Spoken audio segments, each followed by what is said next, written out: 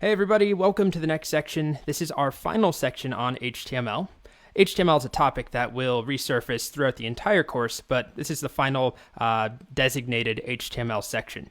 We're really just talking about two important concepts, or two groups of elements. The elements that help us make tables. When I say a table, I'm talking about a data table, a two-dimensional table, and then the elements that help us make forms. So you might notice there's a decent chunk of yellow topics here, things that I have labeled or I've called out as taking a bit more time to understand, or a bit more time to fully explain to you. And they all have to do with tables, the first three. Tables consist of a lot of HTML elements. As you can see, table, tr, td, th,thead, tfoot, tbody. First of all, the names just kind of suck in my opinion, and they're hard to remember, easy to mix up. So that's why I've labeled them yellow. What is crucial out of the table elements is understanding the basics of making a table. I'll say that T-head, T-foot, and T-body are straightforward and easy, but they're not as crucial as the basics of a table.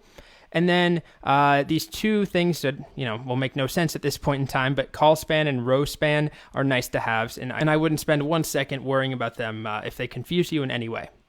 Then we move on to forms. Forms consist of a lot of different elements working together, and obviously forms are important when we're making web apps. Any website you go to, almost every website, it's going to have some form of a form. Here's one right there, right? So these are important, and that's why it's under crucial.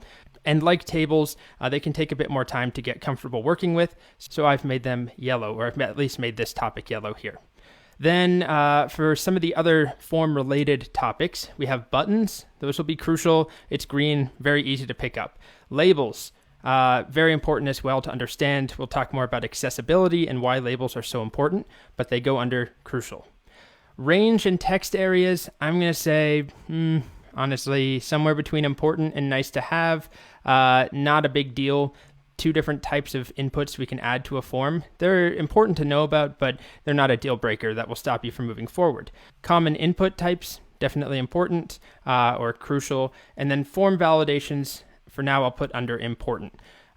So the main takeaways that I would like for you to focus on in this section are the basic table elements. So don't worry about all this other stuff. And then the form basics. How do we make an HTML form and populate it with some common inputs? How do we label things? And how do we add buttons? So that's all coming up in this section. And it's the only thing that stands between us and the beautiful world of CSS. Okay, here we go.